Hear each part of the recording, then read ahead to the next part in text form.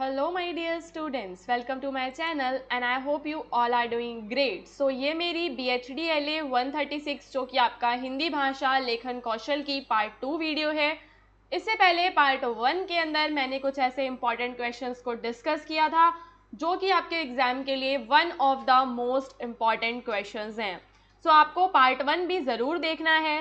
साथ ही साथ मैं आपको बता देती हूँ कि कैसे आप अपना BHDLA 136 की जो YouTube क्लासेस हैं उन सभी क्लासेस के फ्री PDF को डाउनलोड कर सकते हैं। उन PDF को डाउनलोड करने के लिए आपको गूगल पे सर्च करना है BHDLA 136 इम्पॉर्टेंट क्वेश्चंस जून 2025 एग्जाम। सो यहाँ पे आप पहुँच जाएंगे हमारी वेबसाइट हिंदुस्तान नॉलेज पे। सो ये जो लिंक है ना हिंदुस्तान नॉलेज वाला, इसी लिंक में जब आप नीचे स्क्रॉल करेंगे तो आपको यहाँ पे PDF के ऑप्शंस दिख जाएंगे। यहाँ पे देखो अभी क्लास 1 का PDF ऑलरेडी अपलोडेड है। जब आप इस पे हिंदी पे ऐसे क्लिक करेंगे तो ये PDF आपके सामने खुल जाएगा, ठीक है। सो ये इसके बाद जो भी क्लासेस आएंगी उनके PDF यहाँ पर ही अपलोड होंगे। उसके अलावा एक हमारी वेबसाइट है जिसका नाम है shop.hindustanknowledge.com। इसका लिंक आपको मिलेगा डिस्क्रिप्शन में। इस वेबसाइट से आप लोग चाहें तो अपना BHDLA 136 का जो गेस्ट पेपर है उसे परचेज कर सकते हैं। यहाँ पे देखो ये जो है आपको एट ₹49 हम प्रोवाइड कर रहे हैं, तो आप इसको यहाँ से खरीद सकते हैं। सो ये दो चीज़ें हैं, एक तो फ्री वाले PDF और दूसरा गेस्ट पेपर जो आपके काम आएगा।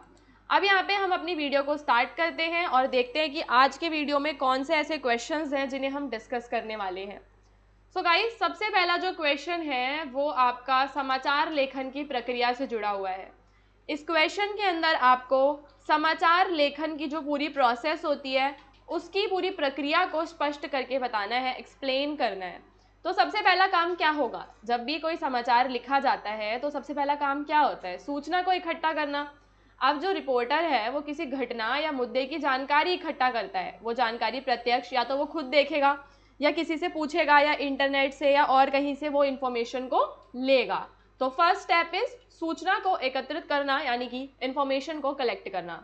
देन अब जो भी यहाँ पर उसको इंफॉर्मेशन मिली है ना, इस इंफॉर्मेशन को उसे क्या करना है? वेरीफाई। अब बिना वेरीफाई करे तो नहीं छाप सकते वो न्यूज़पेपर के अंदर। तो जो भी तथ्य हमें मिले हैं उन तथ्यों की पुष्टि करना बहुत ज़रूरी है। जो भी जानकारी मिली है उसकी सच्चाई और विश्वसनीयता की जांच की जाती है। झूठी या अपुष्ट खबर नहीं लिखी जाती। मुख्य बिंदुओं को तय करना ज़रूरी है। खबर में कौन कौन सी बातें सबसे ज़रूरी है उन्हें छांट लिया जाता है। इससे खबर को केंद्रित और असरदार बनाया जाता है, ठीक है। तो जो भी इम्पॉर्टेंट बातें हैं उन्हें हम क्या करेंगे? छांट लेंगे, सिर्फ इम्पॉर्टेंट बताएंगे, ना कि पूरी कहानी उसमें छाप देंगे। तो सूचना एकत्र करेंगे, तथ्यों की पुष्टि करेंगे, मुख्य बिंदुओं को तय करेंगे, लास्ट में हमें एक हेडलाइन भी बनानी होगी। जब हमारी हेडलाइन अट्रैक्टिव होती है तो ज़्यादा लोग उस न्यूज़ को पढ़ते हैं। पाठकों का हमें ध्यान खींचना है और एक तरीके से ऐसी हेडलाइन होनी चाहिए जो हमारी खबर का सार बताती हो। खबर लिखने के लिए 5W1H का फॉर्मूला होता है जिसे हम लोग इन्वर्टेड पिरामिड शैली भी कहते हैं, ठीक है। तो एग्जाम के अंदर आपको इस इन्वर्टेड पिरामिड शैली के बारे में भी बताना है। इसके अंदर हम what, when, where, who, why and how, इन सारी चीज़ों के बारे में, अगर मेरी न्यूज़ ये सारे क्वेश्चंस का आंसर नहीं कर पाती है तो वो बेकार है। मेरी न्यूज़ के अंदर क्या हुआ, कब हुआ, कहाँ हुआ, किसके साथ हुआ, ये सारे के सारे क्वेश्चंस का आंसर होना बहुत ही ज़्यादा ज़रूरी है। फिर हम भाषा और शैली की जब हम बात करेंगे तो भाषा कैसी होनी चाहिए? भाषा होनी चाहिए स्पष्ट। किसी तरह की भावनात्मक या पक्षपातपूर्ण भाषा हमें यूज़ नहीं करनी है जहाँ से ये लगे कि हमने यहाँ पे कोई किसी तरीके की पार्शियलिटी की है, किसी तरीके का पक्षपात किया है। फिर खबर को लिखने के बाद उसे संपादक द्वारा देखा जाता है, वो उसको पढ़ते हैं, उसमें एडिटिंग वगैरह करते हैं। देन लास्ट में प्रूफ रीडिंग होती है, तब उसका अंतिम रूप देते हैं। तो समाचार लेखन एक जिम्मेदारी भरा काम है जिसमें सटीकता, स्पष्टता और निष्पक्षता बहुत ज़रूरी होती है। इसका मकसद है लोगों तक सही और पूर्ण जानकारी पहुंचाना, ठीक है। क्या जानकारी? सही और पूर्ण जानकारी लोगों तक पहुंचाना इसका मकसद होता है। सो आई होप कि आपको ये वाला क्वेश्चन समझ में आया होगा, जिसके अंदर हमें समाचार लेखन की पूरी प्रक्रिया को स्पष्ट करना था।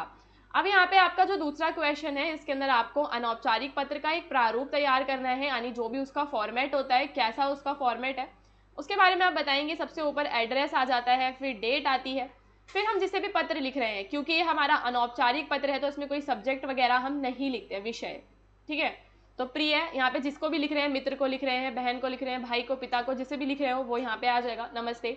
आशा करता या करती, ये पूरा फॉर्मेट है, ठीक है। तो तुम स्वस्थ और खुशहाल होगे, सब कुशल है। इस पत्र के माध्यम से मैं तुम्हें डैश, जो भी आपका मुद्दा है वो यहाँ पे भर देंगे, के बारे में बताना चाहता या चाहती हूँ। फिर आप एक पूरा जो एक पैराग्राफ है उसके अंदर जो भी आपकी मेन डिटेल थी, चाहे वो परीक्षा की तैयारी के बारे में हो, छुट्टियों के अनुभव के बारे में हो, किसी विवाह समारोह के बारे में हो, तो वो आपको अपना मेन मुद्दा यहाँ पे लिखना है। पत्र को यहीं विराम देती हूँ, शेष फिर कभी, परिवार को मेरा प्रणाम, स्नेह कहना, जल्द मिलने की आशा है। तो ये आपका पत्र का पूरा प्रारूप है, फॉर्मेट है। आप लोग इसे नोट डाउन कर सकते हैं अगर आप पीडीएफ को डाउनलोड नहीं करेंगे। अगर आप लोग नोट डाउन करते हैं ना, तो उससे एक बेनिफिट ये होता है कि आपको साथ साथ में ना याद होता रहता है। अब यहाँ पे एक औपचारिक पत्र का मैंने उदाहरण भी दे दिया है, वैसे तो क्वेश्चन में नहीं कहा गया था, बट मैंने दे दिया है ताकि आप लोगों को और ज़्यादा अच्छे तरीके से ये समझ में आ सके। तो सबसे पहले हमने यहाँ पे प्रेषक का पता दे दिया, जो भी उसका था, देन डेट, प्रिय मित्र राहुल, जिसको भी हम पत्र लिख रहे हैं उसका नाम लिख देंगे।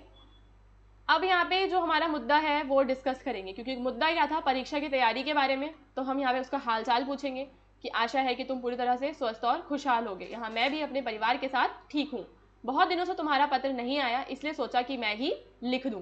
तो ये एक छोटा सा इंट्रोडक्शन टाइप का होता है।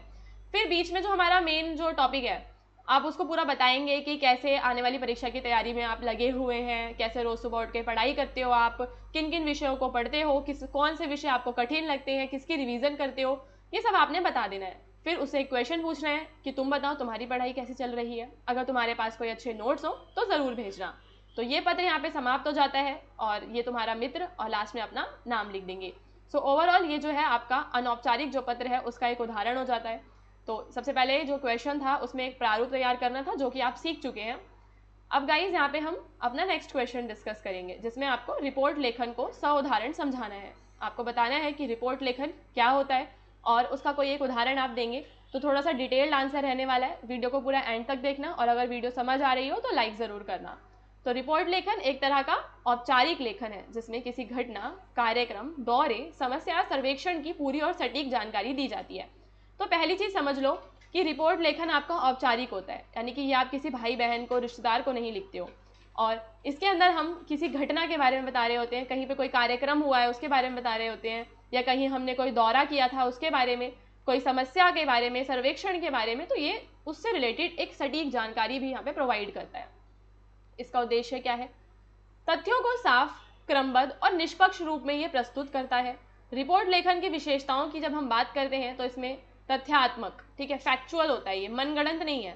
जो हुआ है आप वही बताएंगे। भाषा सरल और स्पष्ट होनी चाहिए। दिनांक, स्थान, समय इंपॉर्टेंट है कि आप इसमें ये ज़रूर बताएं। और शैली न्यूट्रल होनी चाहिए, यानी कि आपने कोई भी किसी तरीके का पक्षपात या आपकी खुद की जो भावनाएं होती हैं आपको वो नहीं जतानी है। मतलब कि जो है ये क्या होती है, फैक्चुअल होती है। उसके बाद मुख्य बिंदुओं का क्रमबद्ध वर्णन, यानी कि जो भी क्रम है आपको उसमें एक फॉर्मेट फॉलो करना है। फॉर्मेट में आपका शीर्षक आता है, रिपोर्टर का नाम, जो भी लिख रहा है, दिनांक, स्थान, और फिर पूरी घटना का विवरण आता है। अब यहाँ पे आपका एक उदाहरण दिया हुआ है, क्या विद्यालय में वार्षिक खेल दिवस का आयोजन है, तो इसके बारे में एक रिपोर्ट तैयार करनी है। तो विद्यालय में वार्षिक खेल दिवस का आयोजन, रिपोर्टर रोहित वर्मा, डेट डाल देंगे। राजकीय इंटर कॉलेज दिल्ली में दिनांक डैश को वार्षिक खेल दिवस का भव्य आयोजन किया गया। इस कार्यक्रम का उद्घाटन विद्यालय के प्राचार्य श्री आर.पी. शर्मा ने किया। तो हमने यहाँ पे लोकेशन बता दिया है, ठीक है, कब हुआ ये बता दिया है, क्या हुआ वो भी यहीं पे शुरू में ही बता दिया, और वहाँ पे कौन आया था, कौन मुख्य अतिथि थे, हमने उसके बारे में भी बता देना है। अब यहाँ पे मैं कार्यक्रम का क्रमबद्ध तरीके से वर्णन दूंगी कि जो भी कार्यक्रम हुआ उसमें पहले क्या हुआ, फिर क्या हुआ, एंड लास्ट में क्या हुआ। तो कार्यक्रम की शुरुआत में मार्च पास्ट और राष्ट्रगान से हुई। इसके बाद छात्रों ने विभिन्न खेल प्रतियोगिताओं में भाग लिया, जिनमें दौड़, लंबी कूद, ऊंची कूद, ठीक है, रस्साकशी, ये सारे के सारे जो खेल थे, क्योंकि खेल दिवस की बात है तो आपने खेल तो वहाँ पे खेले ही होंगे, देखे ही होंगे। विद्यालय में कक्षा 10वीं के छात्र अजय कुमार को सर्वश्रेष्ठ खिलाड़ी के पुरस्कार से सम्मानित भी किया गया है। तो ये एक इंपॉर्टेंट फैक्ट हो जाता है जो कि आपने वहां पे नोटिस किया होगा। तो कक्षा 10वीं का छात्र था जिसे ये मिला। तो ये सारी चीजें देखो, जब आप, ये सब डिपेंड करता है ना आपके एक्सपीरियंसेस पे। अगर आपने कभी ये खेल दिवस का आयोजन देखा होगा तो आप इसको इमेजिन कर पाओगे, है ना, तो उस हिसाब से ही आप लिखेंगे। ये सारी चीजें आपके इमेजिनेशन पे बेस्ड रहती हैं, जो या फिर आपके एक्सपीरियंसेस पे बेस्ड रहती हैं। फिर समापन समारोह में विजेताओं को पुरस्कार वितरित किए गए। प्राचार्य महोदय ने छात्रों को खेलों के महत्व पर प्रकाश डालते हुए उन्हें भविष्य में भी बढ़ चढ़कर भाग लेने के लिए प्रेरित किया। यह कार्यक्रम पूरी तरह सफल रहा और छात्रों ने पूरे उत्साह के साथ भाग भी इसके अंदर लिया था। तो ये पूरा हमारा रिपोर्ट हो गया। रिपोर्ट लेखन में हमें सिर्फ सत्य घटनाओं को संक्षेप में, साफ और क्रमवार ढंग से प्रस्तुत करना होता है और यह स्कूली शिक्षा, पत्रकारिता या प्रशासनिक कामों में बहुत उपयोगी होती है। अगर आप चाहें तो जो है आप अपनी कोई भी रिपोर्ट खुद से भी बना सकते हैं। ठीक है।